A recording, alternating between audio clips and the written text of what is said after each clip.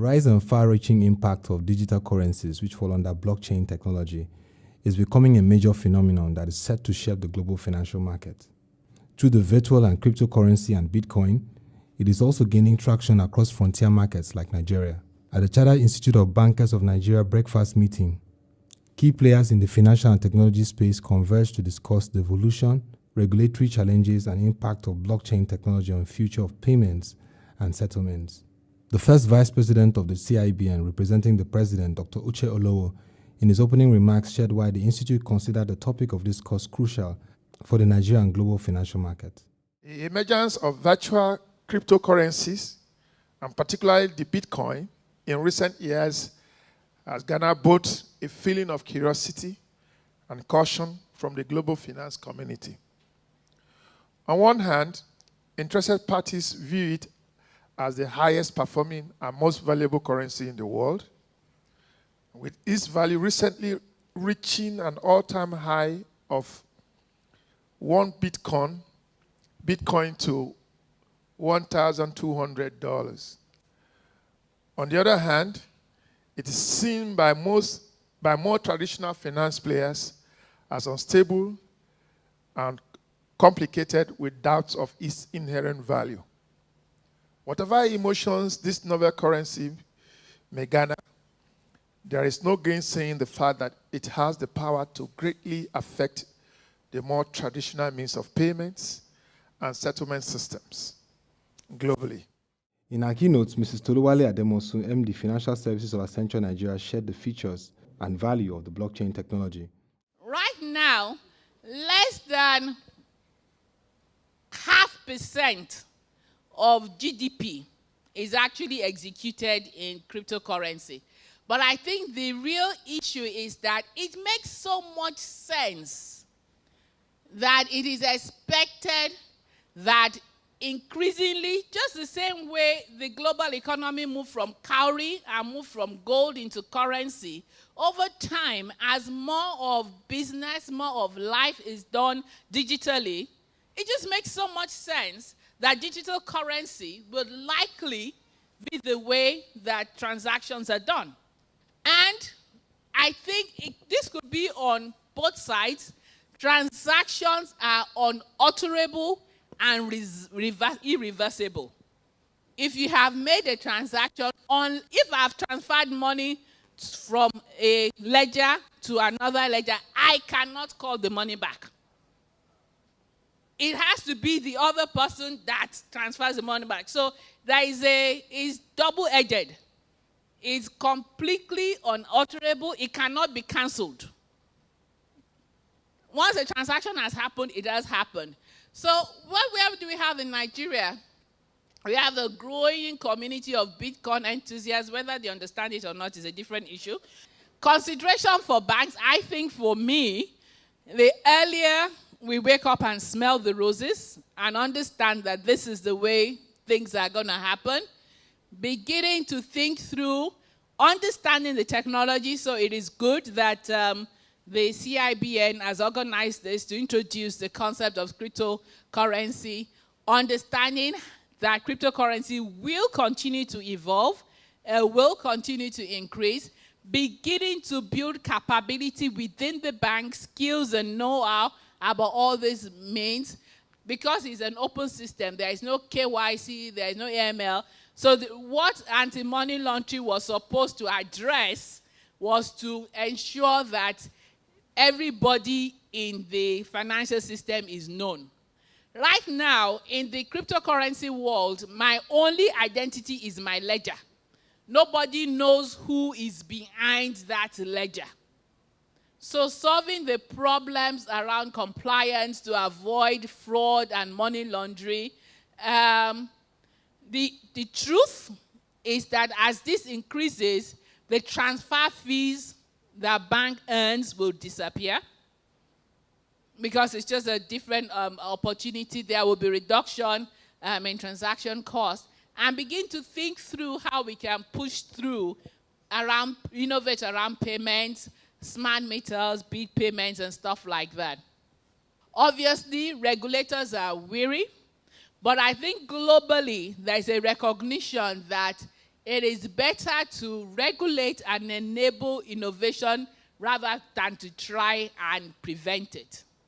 Regulators are waking up to the reality that cryptocurrencies will happen, whether people do not need permission to transact amongst themselves. So regulators are understanding that, and they are also, but the role of regulator is to protect. The truth is that your child might want to do anything, but you that is not good for the child, you will set boundaries. But you can't stop the child from doing. So rather than the regulator stopping people from trying to go into cryptocurrency, I think a much more effective way is to define how it can be safe and protect the participants. I think we should change our story, understanding that people will do. How can we make it safe for them to do?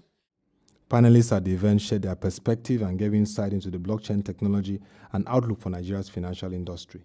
Banking as we know it today will completely change, because the idea of actually even building blockchain technology is to ensure that we eliminate third parties. Banks sit in between to collect certain commissions for making or transmitting payments. So by the time we're able to transact directly, peer-to-peer, based on an open ledger that everybody can see what is happening on the system, then certainly banking as we know it today will change.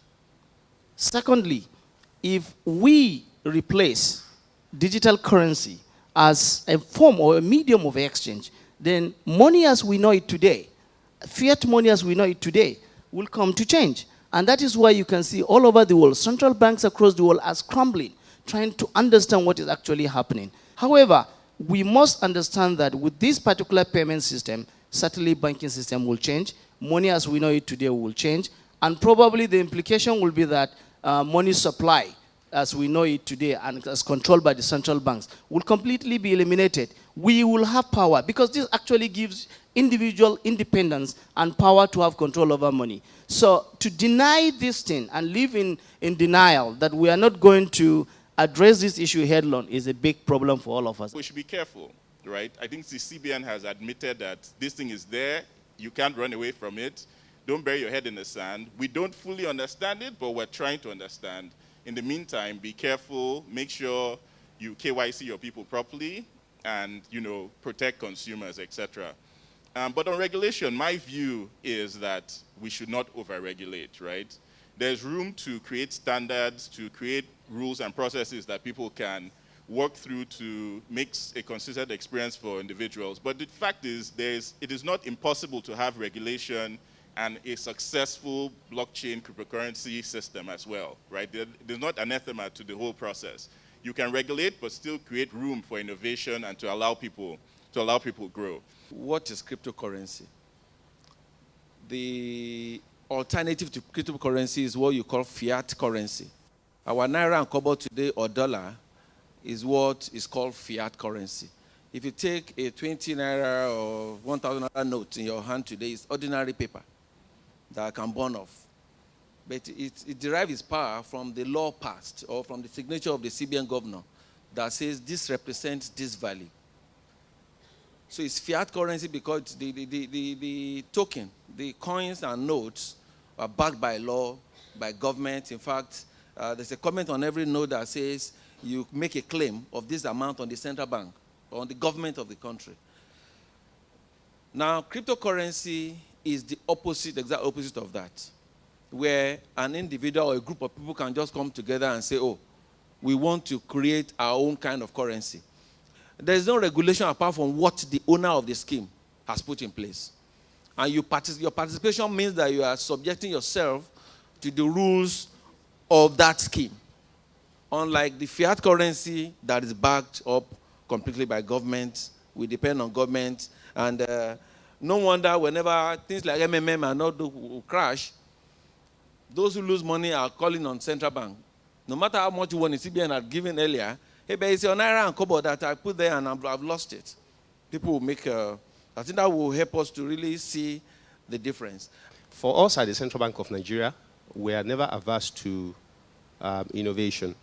We always, as a matter of fact, we always work with startups, technology companies that are bringing about, a lot of innovation into the payment system. We are not operators. Our own is just to regulate. And basically what we do is to look at what is happening and set out the platform upon which, all the various operators can work together. Central bank cannot control or regulate Bitcoin. Central bank cannot control or regulate blockchain. Just the same way no one is going to regulate or control the internet. We don't own it. Our own concern are from two perspectives. First, we look at the technology, blockchain technology, and we're asking ourselves, because of the benefits, the huge benefit of blockchain in terms of the security, that it brings to bear and the transparency in running, your business on blockchain, we ask ourselves, what are the various use cases? In which areas can we use it? Especially in the financial sector. We also look at how can government leverage on it to put some of its assets, to run on blockchain technology. So we are looking at the various use cases. Then we now look at the derivatives. The popular derivative or use case is the cryptocurrency, which is the Bitcoin. And we are asking ourselves, we are not the issuing authority for Bitcoin. It's not our currency, and we do not control it. We don't issue it, we don't control it. And so we're just issuing caution to Nigerians that if you want to go into cryptocurrency, if you want to go into blockchain, please be very cautious because it is not within the control of central bank. And so as consumers, when you lose anything in Bitcoin, or if you are defrauded because you participate in that currency, don't come to CIBN for consumer protection because it is not within our control. That was the warning we gave out. But a lot of people misinterpreted it here that we say we want to stop Bitcoin. We can't stop Bitcoin. Bitcoin is not an invention of 2015 or 2012. It's not even an invention of 2010. So how can Central Bank of Nigeria, not Central Bank of the world, stop the running and implementation of Bitcoin? So I needed to clear that we're not here to stop. We can't even stop Bitcoin usage, but we're just throwing caution to Nigerians to be very cautious, just the same way we did when the MMM came. That's all. Basically to say, be very cautious because it's not an institution, or currency that is being controlled by central bank. So that's it. So the learning point here is about the perception that people have about central bank in terms of our position, in terms of, how we view the implementation. A lot of people, here thought that central bank actually issued a circular or a directive saying that banks should not, run blockchain or should not do Bitcoin and all that. You just can't control it. At the end of the CIBN breakfast on blockchain technology, a major takeaway is that the changing dynamics in the financial system driven by digital technology will require the CBN, a major regulator, to come up with a framework that will guide the operations in Nigeria.